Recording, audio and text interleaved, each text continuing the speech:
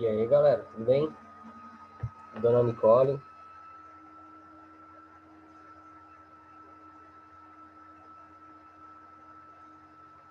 Vou esperar um pouquinho aqui, né, até a galerinha começar a entrar aqui, mas eu já vou começando falando algumas coisas aqui para vocês que é importante, né?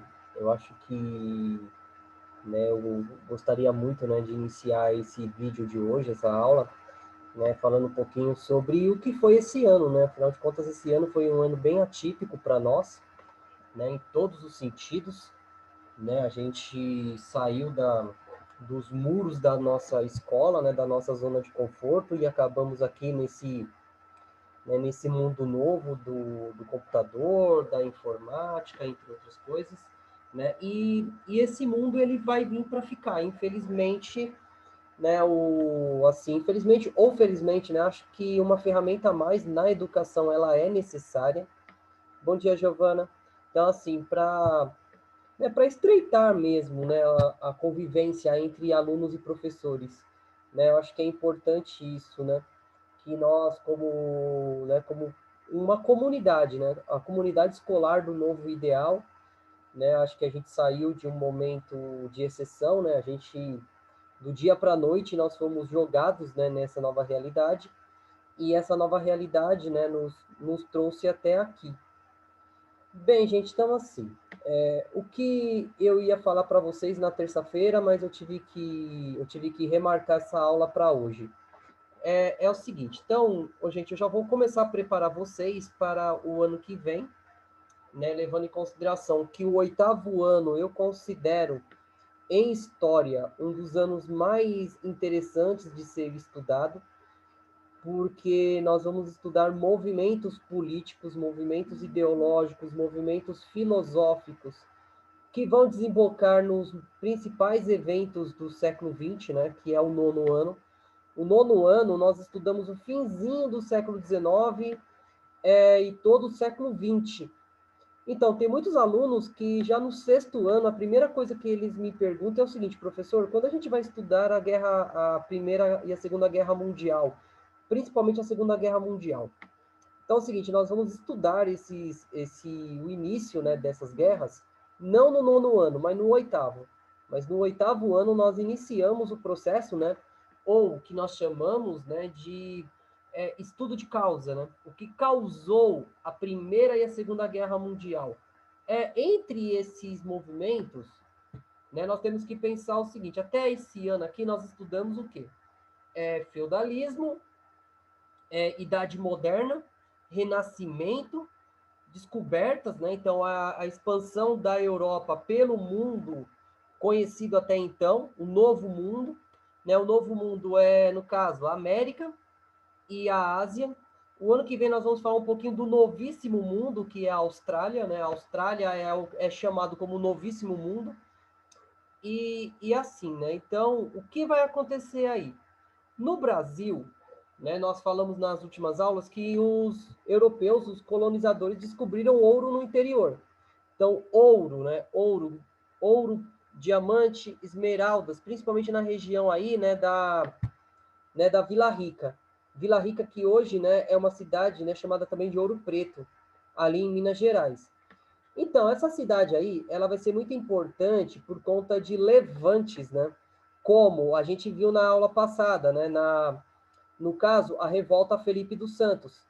A revolta Felipe dos Santos foi a primeira revolta, né, organizada por colonos contra a coroa portuguesa. Mas por que eles fizeram isso? Porque eles não concordavam com o excesso de impostos, né? O excesso de cobrança de impostos e algumas visões mais autoritárias do governo. Então, da onde que eles vão tirar isso, né? Então, muitos historiadores dizem que a revolta Felipe dos Santos foi uma das primeiras revoltas iluministas no Brasil. Mas o que é o iluminismo, né? Quando a gente fala em iluminismo, então preparei aqui um materialzinho aqui para vocês, né, para a gente poder falar um pouquinho aqui do que é esse período da história que tem início no século XVII e ele vai ganhar muita força no século XVIII, né? No caso, que é o iluminismo.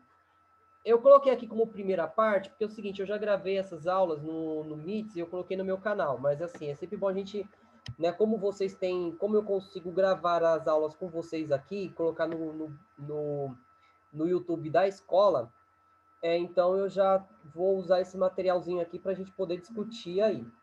Então, assim, gente, ó, por que que eu convoquei vocês para falar sobre isso? É para a gente já ter o início de uma ideia do que nós vamos começar a trabalhar o ano que vem. No caso, né, é começar a trabalhar o que foi esse iluminismo, né? O que esses senhores aqui que estão nessa mesa, numa biblioteca, eles têm tanto a colaborar conosco, né, hoje. Nós somos fruto do iluminismo.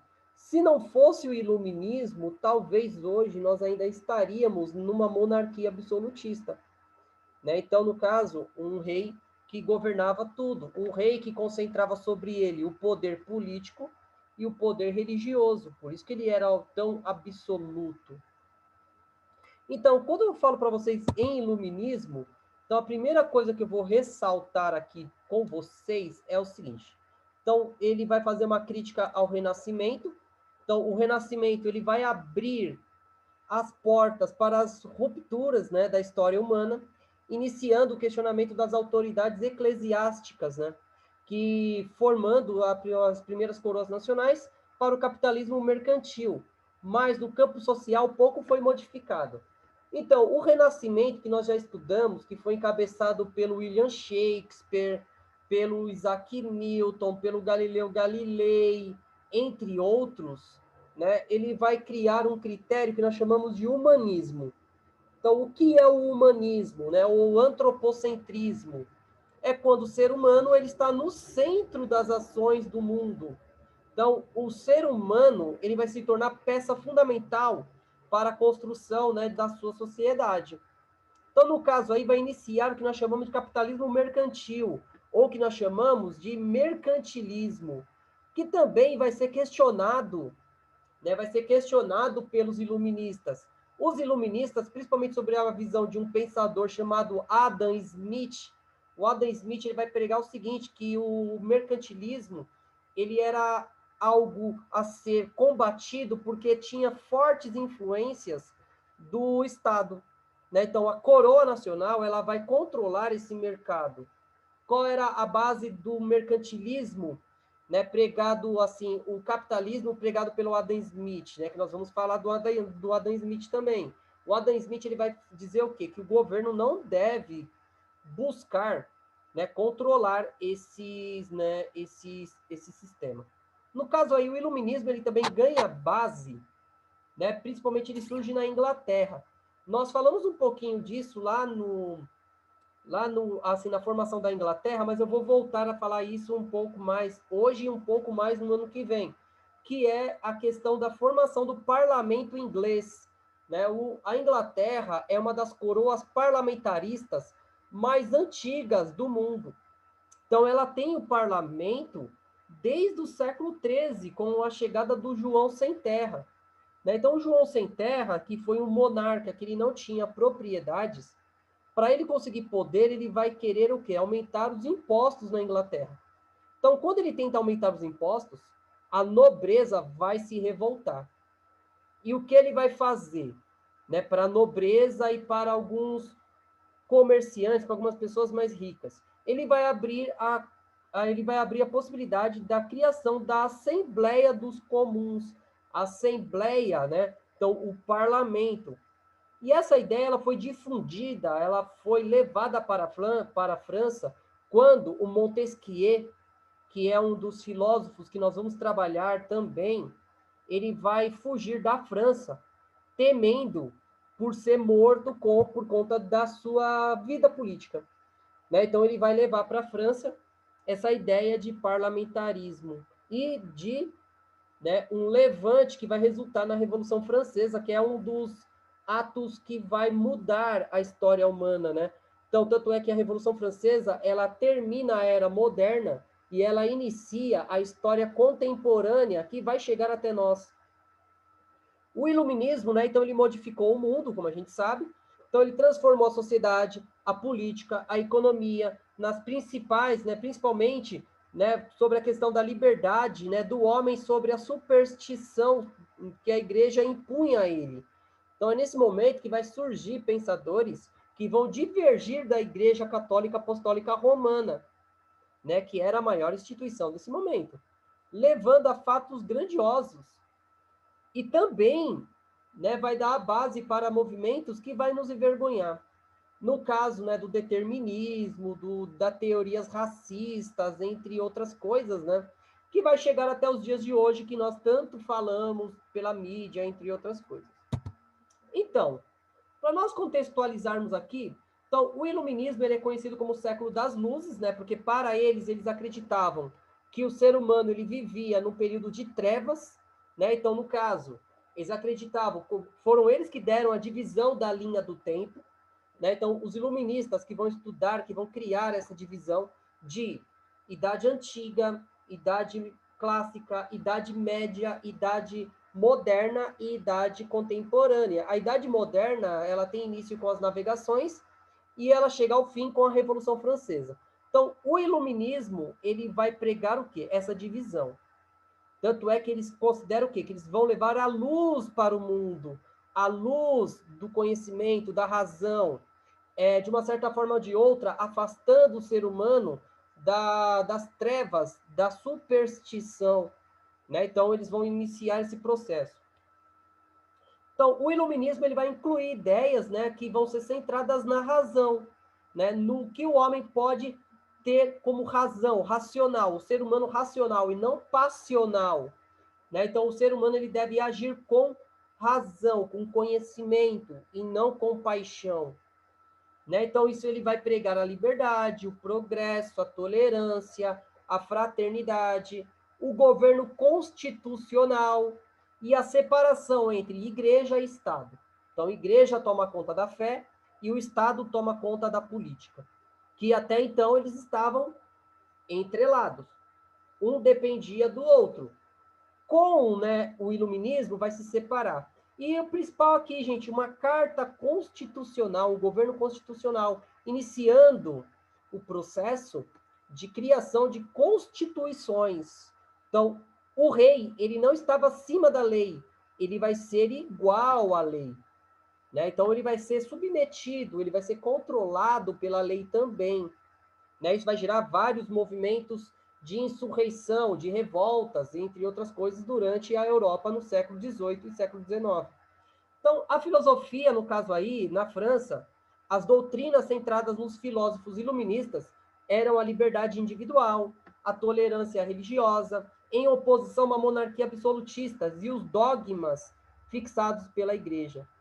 Então, o que é o dogma, gente? Dogma é uma verdade inquestionável. É uma verdade que a igreja bate assim e diz o seguinte: isso é um dogma, isso o homem não é capaz de compreender, de questionar. Então é o seguinte: siga, não questione. Primeiro fato que nós devemos levar em consideração é isso.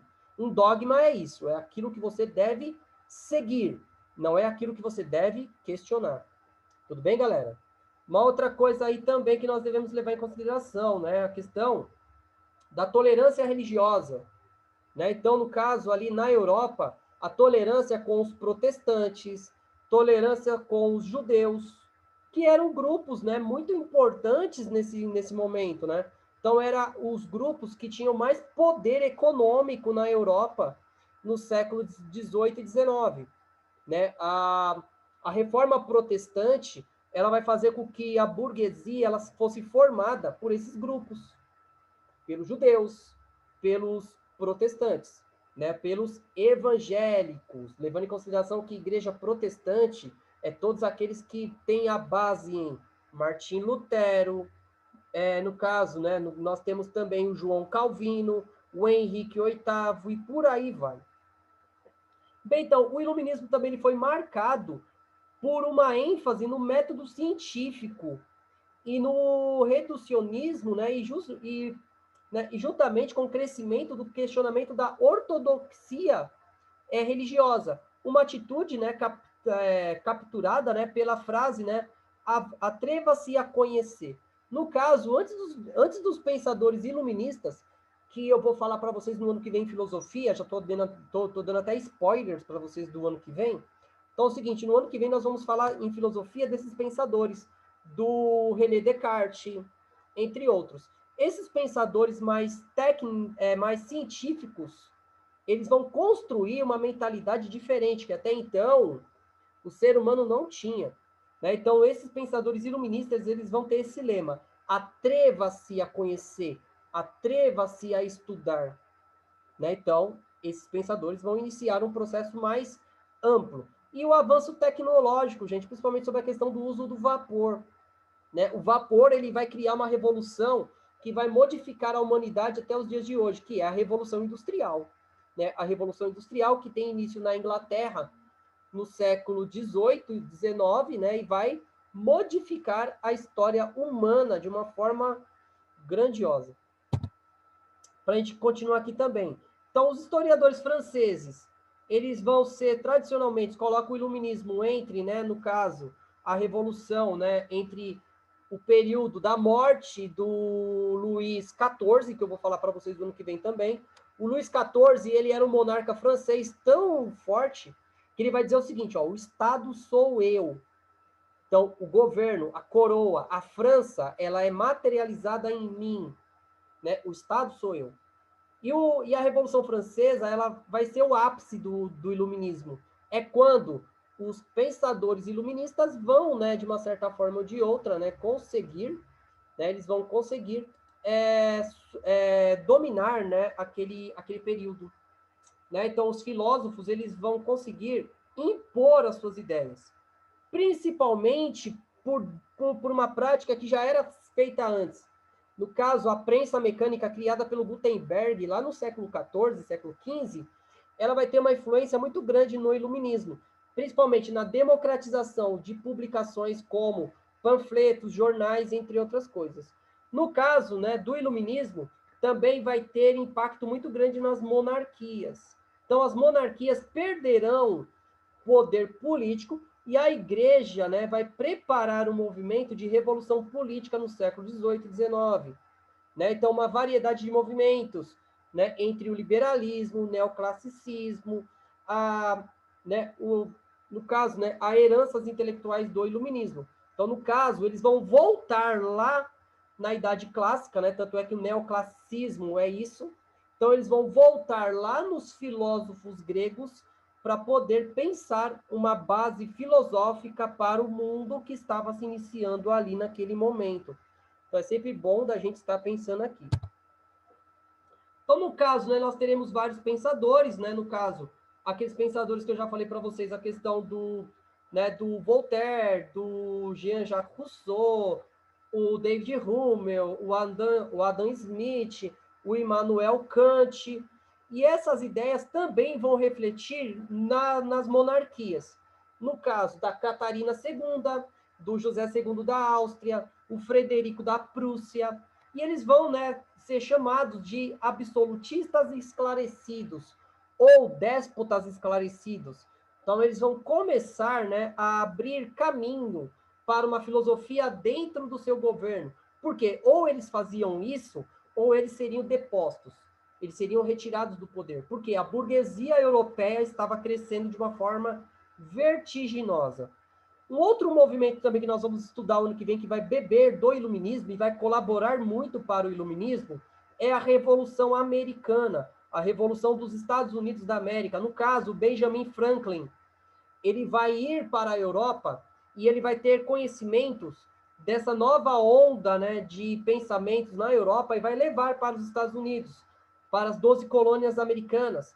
Né? Também vai tomar, né, conhecimento disso um pensador americano chamado Thomas Jefferson. Então, Thomas Jefferson ele vai ser aquele que vai elaborar a Constituição Americana de 1776, que é a primeira e única Constituição colocada pelos Estados Unidos. Os Estados Unidos ele só teve uma Constituição no mundo, na sua história, enquanto nós já estamos, né, na nossa 12ª Constituição. Né? Então, no caso aí, os Estados Unidos vai beber desse movimento aí.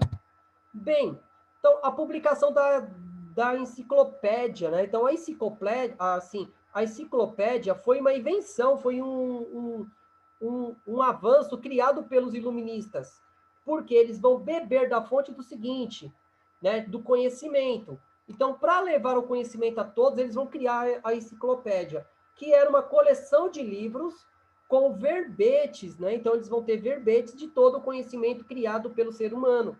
Né? Tanto é que até um pouco antes do surgimento da internet, né, no caso do surgimento da internet, a enciclopédia era uma coleção que as pessoas ostentavam nas suas casas, eram colocadas em estantes para poder, né, para poder mostrar para as pessoas que ali vivia o conhecimento também.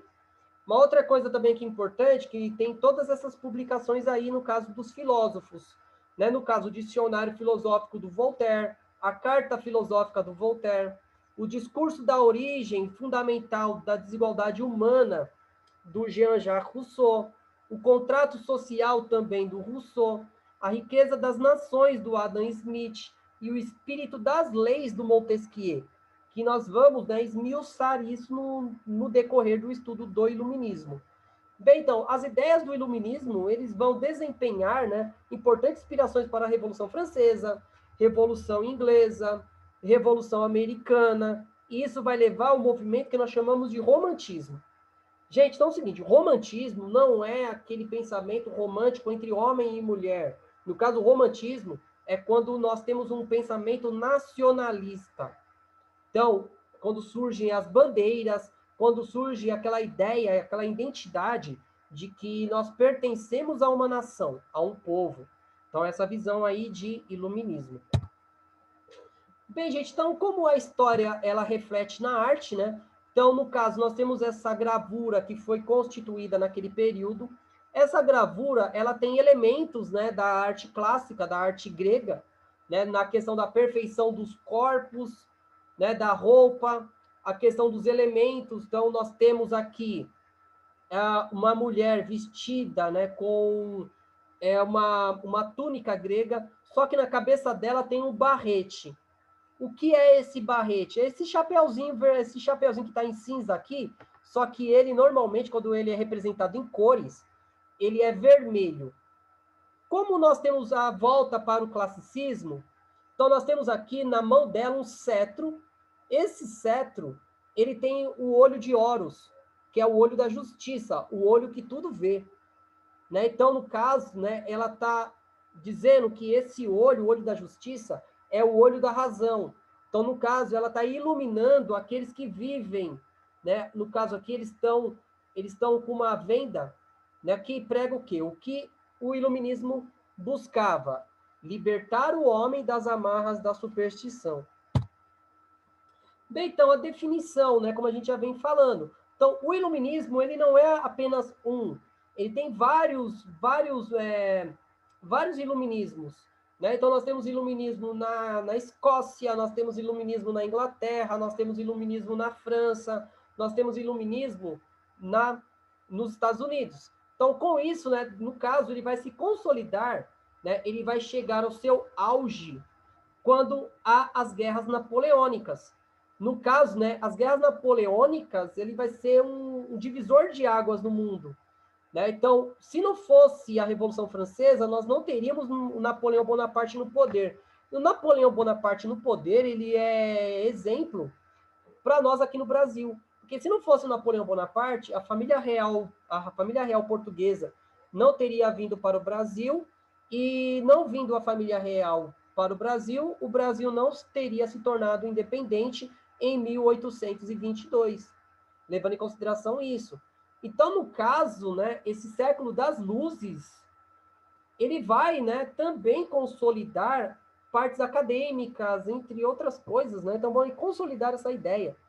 E principalmente também por conta do iluminismo, é um conceito né, que sintetiza diversas tradições filosóficas, sociais, políticas, correntes intelectuais, atitudes religiosas. Então, tudo isso vai, né, gerar o que nós chamamos de vários iluminismos, né, aquilo que eu estava falando para vocês. Então, o iluminismo também ele vai sintetizar uma atitude geral de pensamento e de ação. Então, os iluministas, eles admitiam que o ser humano estava na condição de se tornar este mundo um lugar melhor, mediante, né, a sua introspecção. Então, na questão de o ser humano ele ser capaz de modificar o mundo. Então, ele é livre o exercício da capacidade humana para o engajamento político e social. Um dos pensadores que eu vou falar aqui para vocês hoje, que é o Immanuel Kant, né? O Kant ele vai ser um filósofo iluminista que ele vai basear a sua produção histórica a partir do conceito de ética, né? De comportamento ético. Então, para o Kant, ele vai resumir o que é o iluminismo nessa afirmação. Então, esse senhorzinho aí é o senhor Immanuel Kant. Ele viveu em um reino germânico, né? Levando em consideração que quando ele viveu, a Alemanha não era um país consolidado, não era um país unificado. Então, o iluminismo, segundo ele, o iluminismo ele representa a saída dos seres humanos de uma tutelagem, né, de uma certa proteção, de que esses impuseram a si mesmos. Então, o ser humano ele era tutelado pelos seus iguais. Então, tutelados são aqueles que encontram-se na incapacidade de fazer a sua própria razão, independentemente do outro. Então, ele vai dizer que o ser humano ele precisava buscar a razão, né, para se libertar das amarras, do controle que era colocado pela superstição. Então, e é se culpado pela própria tutelagem. Né? Então, quando ele resulta na não deficiência do entendimento, mas a falta da resolução da coragem para fazer uso do entendimento, independentemente da direção do outro. Então, o ser humano, quando ele se põe na tutela do outro, ele abre mão de sua liberdade. Então, para o Kant, ele vai dizer o seguinte: tem coragem para fazer o uso de tua própria razão. Este é o lema do iluminismo. Então, a questão de que o que liberta o ser humano não é a religião, mas sim a sua razão. A razão de fazer o bem para o outro a partir do conhecimento básico, e não porque você espera algo no pós-vida, né? Sempre levando em consideração que ele tem essa visão aí de que ele vai chamar, né, de imperativo categórico. Eu vou falar um pouquinho para vocês isso do ano que vem. Então, a fase, né, dos iluministas, né? Então, os iluministas, eles tinham a questão do critério crítico, né, no campo do mundo humano. Então, eles vão supor, né, que é o poder de contribuir no processo da humanidade para a separação dos resíduos entre a tirania da superstição e o que criticava o seu legado na Idade Média. Então, a maior parte dos iluministas associavam ainda ao ideal do conhecimento crítico a tarefa do melhoramento do estado da sociedade. Então, a razão leva ao melhoramento, né, à superioridade dessa sociedade. Então, o uso do termo iluminismo na forma singular, ele não justifica, né? Então, ele justifica-se, contudo, dadas certas tendências gerais e comuns entre os vários iluminismos. Então, eles têm características comuns, mas em áreas diferentes. Né? Então, assim como a defesa do conhecimento sobre a razão, entre outras questões, né? A superação do preconceito, das ideologias tradicionais. Então, no caso aí, no final do século XVII, né? Então, aquilo que nós já vimos falando. Então, no caso, a influência desses pensadores, as concepções da concepção mecanistas da natureza, como a ideia do Isaac Newton, entre outros pensadores, né? Vai levar o surgimento do iluminismo como uma forma voltada para o pensamento cultural e humano. Então, não apenas na natureza, mas também de como o homem ele vai, né, prosperar. Então, no entanto, aí nós temos que pensar também o seguinte: no século XVIII, há uma separação entre os naturalistas e os humanistas.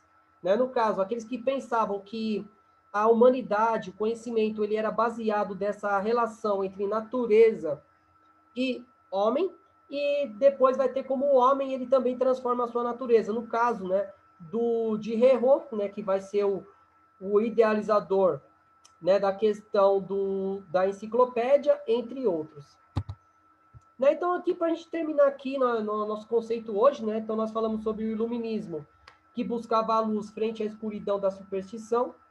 Né, assim, os pensadores vão começar a trabalhar essa visão, né, de superar a superstição e levando conhecimento a todos, não ficando recluso a um pequeno grupo. Então, no campo da política, ele acaba com a soberania do absolutismo do monarca, abrindo espaço para a diminuição dos poderes da participação do rei, iniciando o iluminismo pela razão. Bem, então a técnica seria usada para transformar a vida do homem para o melhor, né, e diminuindo o sofrimento da falta da técnica, né, da técnica eficiente de produção, modificando as relações entre as nações e o surgimento do capitalismo. Né? Então, eu usei aqui essa imagem para a gente, né, terminar essa discussão hoje aqui, porque eu acho que é interessante essa imagem, porque ela simboliza o que foi o iluminismo de uma forma mais, na prática. Né? No caso, o nacionalismo, o romantismo e o questionamento da autoridade. Então, no caso, né, aqui o barrete que eu falei para vocês naquela obra, o barrete, essa toquinha vermelha que vai ser usada, né, para simbolizar aqueles que queriam a mudança. No caso, o romantismo, o surgimento das bandeiras nacionais, no caso aqui da bandeira tricolor da França, entre outros movimentos. Então, assim, galerinha, então, era isso que eu queria passar para vocês hoje, na terça-feira, acabei passando para vocês aqui hoje. Bem, então, assim, uma coisa que eu gostaria, né, que hoje a sala tivesse cheia para poder falar com todo mundo, mas eu vou aproveitar que está aqui a Nicole e você, Giovana. Giovana encontrei ontem, né, então foi bem legal ver você ali na porta do mercado. Eu queria muito falar algumas coisas aqui para vocês, né, de uma forma mais ampla. Então, os alunos que vierem assistir esse vídeo depois, eu acho que é interessante da gente reforçar o seguinte. Mesmo com o ano sendo um ano tão atípico, tão forte, tão, né, determinante para nós, né, que mudou a nossa vida da água para o vinho, né, de uma forma gritante, eu acho que foi um ano proveitoso, porque nós aproveitamos, né, para estreitar os nossos laços de uma certa forma. Né? Eu nunca tive tanta proximidade com os alunos por conta desse momento. Então, nós fomos obrigados, né, a nos afastar fisicamente, mas a nos aproximarmos de uma certa forma pelo meio da tecnologia, pelas formas mais, né, diversas de comunicação. Então, assim, a única coisa que eu tenho que falar aqui para vocês é agradecer pela paciência, agradecer, né, pelo tempo que vocês, né, me deram para que eu pudesse me adaptar, porque não foi fácil. Acredito que não está sendo fácil para vocês também. Estou acompanhando vocês na rede social, vejo foto de vocês, eu fico morrendo de saudade de poder estar junto com vocês, né, porque eu acho que um professor, ele não é professor sem ter aluno, porque se não fosse vocês do outro lado, não faria sentido nenhum eu acordar às 4 da manhã para poder preparar a aula, para poder ficar com vocês 45 minutos, 50 minutos em uma videoconferência. Não faria o mínimo sentido, né? E assim, né? E como nós somos brasileiros, e brasileiro uma pessoa extremamente emotiva e precisa, né, do toque, precisa de estar juntos. Essa pandemia ela veio para nos transformarmos em pessoas que eu acredito que nós podemos ser melhores, né? Melhores em tudo que a gente espera ter. Beijo, então acredito que tenha sido isso. Nicole, você quer falar alguma coisa? Professor, eu quero agradecer ao senhor, né, por ter paciência com a gente, porque não foi fácil esse ano. E mesmo assim, o senhor conteve, né, acordar cedo, fazer as atividades pra gente, preparar a aula pra gente. Então, acho que é agradecer mesmo por você ter paciência conosco. É assim, o Giovana, é aquilo que eu sempre falo para os meus amigos que não gostam muito da minha fala, mas assim, ser professor não é ser apenas uma pessoa chata que fica pegando no seu pé, falando para você ficar quieto, sentado e escutando o que eu tenho para falar. Eu tenho que ter sentido naquilo que eu faço. Então, no caso aí, que nem, assim, esse ano foi um ano extremamente, né, extremamente vitorioso, porque pensa bem, olha o que nós fizemos, mesmo sem ter nenhuma base anterior. Né? Eu vejo você treinando pelo Instagram, e eu vejo você treinando basquete, eu acho muito legal a sua dedicação pelo aquilo que você gosta. É mais ou menos isso como eu faço, né, também aqui. Né? Eu acho Sim. isso que é interessante. Tudo aquilo que é feito com amor tem fruto. né? Sempre é importante falar isso, né? E a Giovana também, né? As fotos que a Giovana posta no Facebook, né, no Instagram, a transformação de vocês, né? Porque quando nós estamos afastados, aí que nós vemos como vocês mudam, quanto vocês crescem, né? Quando vocês vão se transformando pessoas cada vez melhores, né? Eu espero que isso continue para vocês, né? No ano que vem. Eu espero, né? Contar com vocês no ano que vem para a gente poder, né? Continuar os nossos estudos aqui, ou, né? No presencial. Acredito que o presencial ainda vai demorar um pouquinho, mas, né? Vamos dar continuidade aí a tudo que a gente pode. Tudo bem, galera? Tudo bem? Sim. Então, gente, eu agradeço vocês aí. Vou deixando vocês para a próxima aula. Não sei se vocês vão ter aula daqui a pouco, mas já vou deixando vocês indo. Então, precisando de mim, mesmo nas férias, é só mandar o WhatsApp, hein, gente? Vocês têm meu WhatsApp, meu WhatsApp ainda vai ficar aberto para vocês, tudo bem? Sim, professor. Então, obrigado e até o próximo ano, hein, gente? Obrigadão. Feliz Natal Tchau, e professor. ano novo para vocês, tá bom? Feliz Natal. Aquele abraço, tchau, tchau.